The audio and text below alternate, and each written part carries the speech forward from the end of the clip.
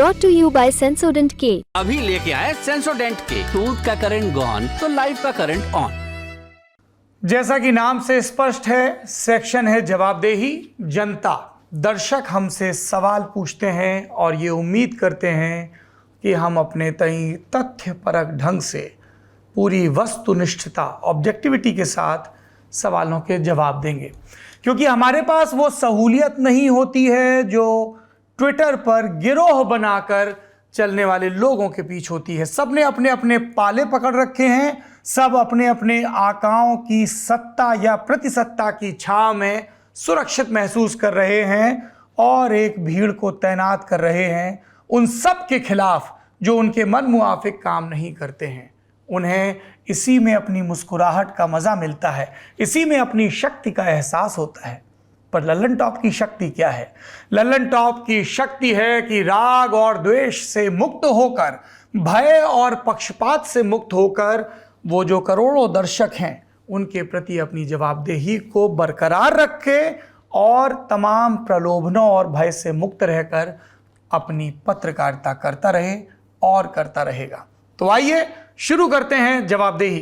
पहला सवाल, यह सवाल लगातार पूछा जा रहा है, एक अपने आप को हमारा मित्र बताने वाले लेकिन फिर भी हमारे डीएम में लोगों को और ईमेल में भिजवाने वाले, अलग अलग मंचों पर बोलने वाले विद्वान के द्वारा, प्रोफेसर के द्वारा। और ये सवाल जब हमारे कमेंट बॉक्स में आया तो हमें लगा कि अब इस पर जवाब देना ज़रूरी है। पर जवाब देने से पहले एक कविता पढ़ लेते हैं। उम्मीद करता हूँ कि कविता पढ़ना अभी तक चलन के बाहर नहीं गया होगा। ये केदारनाथ सिंह की कविता है, आज सुबह ही नजर आई। जैसे चींटियां लौटती हैं बिलों में, कटफोड़वा लौटता है काठ के पास, वायुयान लौटते हैं एक के बाद एक, लाल आसमान में डैने पसारे हुए हवाई अड्डे की ओर। ओ मेरी भाषा, मैं लौटता हूँ तुम में, जब चुप रहते रहते अकड़ जाती है मेरी जीभ, दुखने लगती है आत्मा। ये महान कवि केदारनाथ सिंह की कविता है।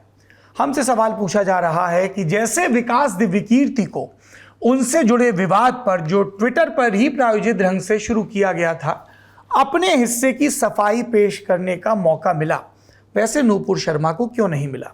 एक लाइन का जवाब है, जैसे हमने विकास दिव्यकीर्ति को उनका पक्ष जानने के लिए संपर्क किया, वैसे ही नूपुर शर्मा से भी उनका पक्ष जानने के लिए संपर्क किया था। पर एक लाइन के जवाब से कहाँ किसी की भूख मिटेगी, तो विस्तार से बता देता हूँ। 26 मई 2022 को नूपुर शर्मा बीजेपी प्रवक्ता के तौर पर एक न्यूज़ चैनल की डिबेट में शामिल होती हैं। ये डिबेट हो रही थी काशी विश्वनाथ मंदिर से जुड़ा जो श्रृंगार गौरी का परिसर है, वहाँ पे जो आकृतियाँ नज़र आ रही हैं उनकी प्रकृति को लेकर कोर्ट में मामला चल रहा था। 27 मई को ट्विटर पर बहस शुरू होती है। उसके बाद 27 मई को ही नूपुर शर्मा ये कहती हैं कि उन्हें जान से मारने की, बीहेडिंग की धमकियां मिल रही हैं। उसके बाद ऑनलाइन दोनों तरफ से बड़े पैमाने पर मोबिलाइजेशन शुरू होता है। 1 जून को बीजेपी के और प्रवक्ता, मीडिया प्रभारी नवीन जिंदल का ट्वीट आता है। 3 जून को कानपुर समेत कई शहरों में हिंसा शुरू होती है जुमे के बाद। 4 और 5 जून को खाड़ी के देशों में इस बयान को लेकर प्रतिक्रिया आती है, हमारे राजदूतों को तलब किया जाता है। 5 जून को ही भाजपा नूपुर शर्मा और नवीन जिंदल को पार्टी की प्राथमिक सदस्यता से नवीन जिंदल को बर्खास्त करती है और नूपुर शर्मा को भी ये कह के, dear madam, you have expressed views contrary to the party's position on various matters which is in clear violation of Rule 10 of Constitution of the Bharatiya Janata Party. I have been directed to convey to you that pending further inquiry, you are suspended from the party and from your responsibilities. इन सब के बीच हिंसा होती है देश में। नूपुर को लगातार धमकियां भी मिलती हैं। नूपुर को ये आग्रह करना पड़ता है मीडिया हाउसेस से कि उनके घर का एड्रेस वगैरह शेयर ना किया जाए। देश भर में एफआईआर होती हैं जिन्हें सुप्रीम कोर्ट के आदेश के बाद 10 अगस्त में शिफ्ट कर दिया जाता है दिल्ली में। लल्लन टॉप क्या करता है? लल्लन टॉप सब चीज़ें रिपोर्ट करता है। नूपुर के बयान को, नूपुर को मिल रही धमकियों को, सुप्रीम कोर्ट के आदेश को, राजदूतों की सफाई को, भाजपा की कार्रवाई को। इस बयान के 3 दिन बाद भारतीय जनता पार्टी के मुख्यालय में एक पत्रकारों का कार्यक्रम था। इस तरह के कार्यक्रम पॉलिटिकल पार्टीज लगातार करती हैं और यहाँ पर मेरी नूपुर शर्मा से मुलाकात हुई। नूपुर शर्मा चूँकि उस समय लगातार ऑनलाइन ट्रायल चल रहा था उनके खिलाफ, सोशल मीडिया का और धमकियाँ मिलनी शुरू हो गई थी, इसलिए उन्होंने उस समय बातचीत करने से मना कर दिया। हमने उनसे पूछा कि इस मुद्दे पर आप अपना पक्ष रखना चाहेंगे, उन्होंने कहा कि नहीं, अभी मैं डील कर रही हूँ इन सब से। इसके कुछ महीनों बाद एक निजी कार्यक्रम में एक वरिष्ठ नौकरशाह पति पत्नी दोनों IAS, मैं नाम डिस्क्लोज नहीं कर सकता, उनकी और नूपुर की और हमारी भी निजता का सवाल है। उस कार्यक्रम में नूपुर उनकी परिवारजन थी और वो नौकरशाह हमारे मित्र हैं, वरिष्ठ हैं, मित्र जैसा मानते हैं। वहाँ पर मिली और विस्तार से बात हुई कि इस पूरे प्रकरण के बाद उनकी ज़िंदगी में किस तरह की तब्दीलियाँ आई हैं, कैसे वो इसे फेस कर रही हैं। तब भी उनसे ये पूछा गया कि क्या आप कभी इस पर हमारे प्लेटफॉर्म पर या किसी भी प्लेटफॉर्म पर, उन सारे प्लेटफॉर्म्स पर जहाँ पर हमारे मित्र नमूदार होते हैं, बात करना चाहेंगी। आपने गौर किया होगा उस प्रकरण के बाद से नूपुर शर्मा किसी भी प्लेटफॉर्म पर नज़र नहीं आई हैं। आपने गौर किया होगा वो जिस राजनीतिक दल से ताल्लुक़ रखती हैं उसने भी उन पर चुप्पी साध रखी है।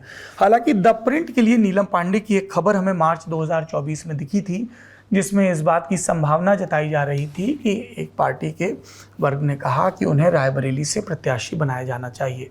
कुछ एक मौक़ों पर सोशल मीडिया की तस्वीरों के आधार पर वो कुछ कार्यक्रमों में भी नजर आई।